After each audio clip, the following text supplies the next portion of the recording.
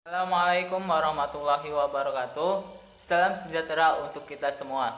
Perkenalkan, nama saya Abdurrahman Nur Karim. NIM saya yaitu 2892050092. Saya dari Universitas Bangsa Sakti Bekasi, Fakultas Ekonomi dan Bisnis, Prodi Manajemen. Di sini saya akan membahas mata kuliah tentang bahasa Indonesia yang diampu oleh Ibu dosen Wening Rahayu MPD. Dan di sini saya akan membahas materi tentang kalimat efektif. Kalimat efektif adalah kalimat yang dapat mengungkapkan gagasan, penutur atau penulisannya secara tepat, sehingga dapat dipahami oleh pembaca maupun pendengar. Unsur-unsur kalimat efektif. Unsur-unsur kalimat efektif adalah fungsi sintaksis yang dalam buku-buku tata bahasa Indonesia yang lazim disebut jabatan kata, dan kini disebut sebagai peran kata dalam kalimat, yaitu subjek disimbolkan dengan S, predikat disimbolkan dengan P, objek disimbolkan dengan O, pelengkap yaitu pel, dan keterangan disimbolkan dengan ket. Kalimat baku bahasa Indonesia sekurang-kurangnya terdiri dari dua unsur, yaitu subjek dan predikat. Ciri-ciri kalimat efektif. Kalimat efektif memiliki ciri sehingga kita dapat mereplika ciri tersebut untuk membuat kalimat efektif pada teks yang kita tulis. Ciri-cirinya sebagai berikut. Yang pertama yaitu kesepadanan struktur. Yang kedua, keparalelan bentuk. Yang ketiga, kehematan kata. Keempat, kecermatan penalaran. Kelima, kepaduan gagasan. Dan yang keenam yaitu kelogisan bahasa.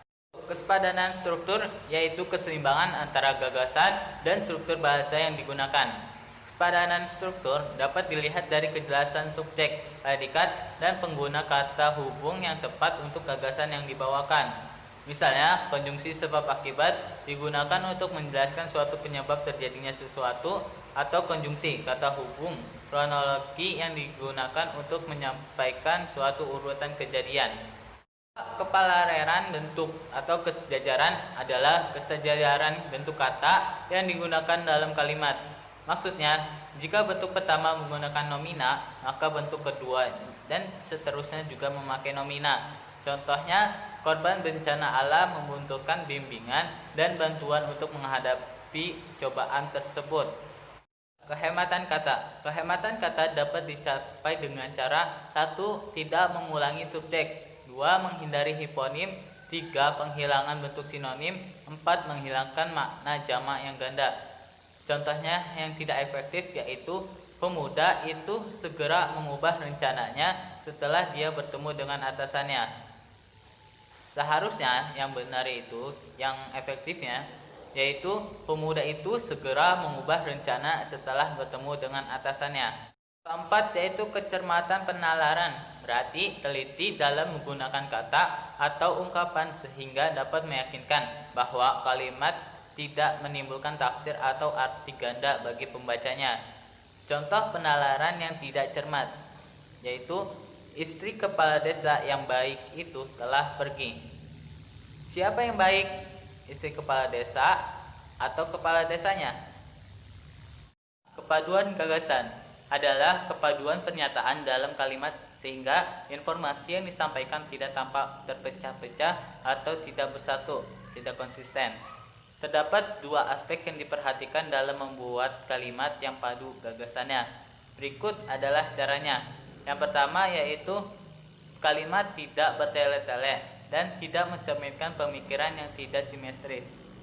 Contoh kalimat yang bertele-tele yaitu kita harus dapat mengembalikan kepada kepribadian kita orang-orang kota yang terlanjur meninggalkan rasa kemanusiaan itu dan secara tidak sadar bertindak keluar dari kepribadian manusia Indonesia dari sudut manusia yang adil dan beradab. Nah, seharusnya yang efektif itu yaitu kita harus bisa mengembalikan kepribadian orang-orang kota yang sudah meninggalkan rasa kemanusiaan dan secara tidak sadar menyimpang dari kepribadian bangsa Indonesia yang adil dan beradab. Yang kedua, kalimat yang padu mempergunakan pola aspek plus agen plus verba secara tertib dalam kalimat yang berpredikat pasif persona. Contoh kalimat yang tidak baku yaitu Buku yang kamu pinjamkan aku akan simpan. Nah, seharusnya yang baku itu yaitu buku yang kamu pinjam akan aku simpan. Yang terakhir yaitu ciri kalimat efektif. Yang keenam adalah kelogisan bahasa. Berarti kalimat yang dapat diterima akal sehat dan penulisannya sesuai dengan kaidah yang berlaku. Kalimat yang logis jika logika mendukung wujud kalimatnya. Berikut contohnya yang tidak logis yaitu waktu dan tempat kami persilakan. Mengapa waktu dan tempat yang dipersilakan? Seharusnya pembicaraan yang dipersilakan, yaitu Bapak Guru kami persilakan. Itu saja yang dapat saya sampaikan. Kurang lebihnya saya mohon maaf apabila dalam penjelasannya terlalu kecepatan atau dalam menjelaskannya ada kata-kata yang salah ataupun yang kurang berkenan di hati kalian. Saya mohon maaf karena saya juga masih tahap belajar, dan saya akhiri. Wassalamualaikum warahmatullahi wabarakatuh.